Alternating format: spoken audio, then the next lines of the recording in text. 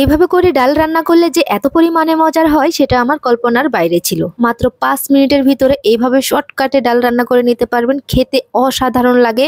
জানি না এই ডাল আমি কতবার রান্না করব তার কোনো হিসাব নাই। আমি চিন্তা করছি আমি আরো আগে কেন এইভাবে করে ডাল রান্না করলাম না। এত কম সময়ের ভিতরে ডাল রান্না করা যায় আর খেতে কি বলবো অসাধারণ লাগে। সেজন্য কিন্তু প্রথমে এখানে মুগ ডাল দিতে হবে, এটা কিন্তু রাখতেই হবে। তো আমি এখানে ৩ রকমের ডাল নিয়েছি, তারপর হচ্ছে একটা কড়াইতে দিয়ে দিব। দিয়ে হালকা করে এটাকে ভেজে নিতে হবে, এতে করে সুন্দর একটা ফ্লেভার আসবে, খেতে দারুণ হবে। তো এই কাজটা কিন্তু অবশ্যই করতে হবে, তা না হলে কিন্তু ডাউলের যে ফ্লেভারটা সেটা কিন্তু আপনারা পাবেন না। তো আমি হালকা একটু টেলে নিচ্ছি, একেবারে খুব বেশি ভাজতে হবে না, হালকা একটু ভাজলে দেখবেন যে সুন্দর একটা ফ্লেভার আসছে, তখনই ওইটা নামিয়ে নিতে হবে।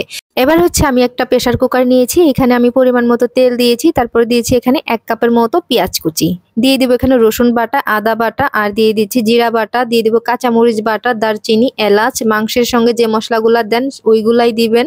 তারপর দিয়ে দিচ্ছি এখানে হলুদের গুঁড়া, ধনিয়া গুঁড়া, স্বাদ মতো লবণ, দিয়ে দিব এখানে মরিচের গুঁড়া। সবকিছু দেওয়া হয়ে গেলে এখন হচ্ছে একটু নেড়ে চেড়ে নেব, তারপরে হচ্ছে হালকা একটু পানি দিয়ে মশলাগুলাকে ভালো করে কষিয়ে নিতে হবে। প্রেসার কুকারেই রান্না করেন অথবা পাতিলে রান্না করেন, যেটাতেই করেন না কেন এই কাজটি অবশ্যই করতে হবে। প্রথমে হচ্ছে মশলাটাকে কষিয়ে নিতে হবে। কষানো হয়ে গেলে এখানে আমি ২৫০ গ্রামের মতো মাংস দিয়ে দিচ্ছি, আর দিয়ে দিব ২টার মতো আলু। আমি সবগুলা কিন্তু একই সঙ্গে দিয়েছি। আপনারা চাইলে কিন্তু মাংসের যে হাড্ডি থাকে, মানে হচ্ছে গরুর যে হাড্ডি থাকে, সেটা দিয়েও কিন্তু রান্না করে নিতে পারেন, কোনো সমস্যা নেই।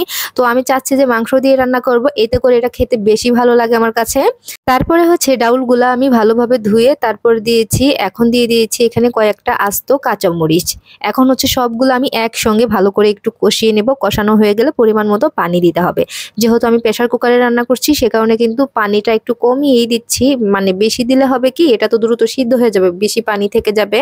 তো আপনারা যেরকম ঘনত্বটা চাচ্ছেন, পাতলা না ভারী, ওইভাবে কিন্তু আপনারা করে নিতে পারেন। আমি এখানে ২টা সিটি বাজিয়ে নিয়েছি, তার ভিতরেই দেখেন মানে অসাধারণভাবে কিন্তু গলে গিয়েছে।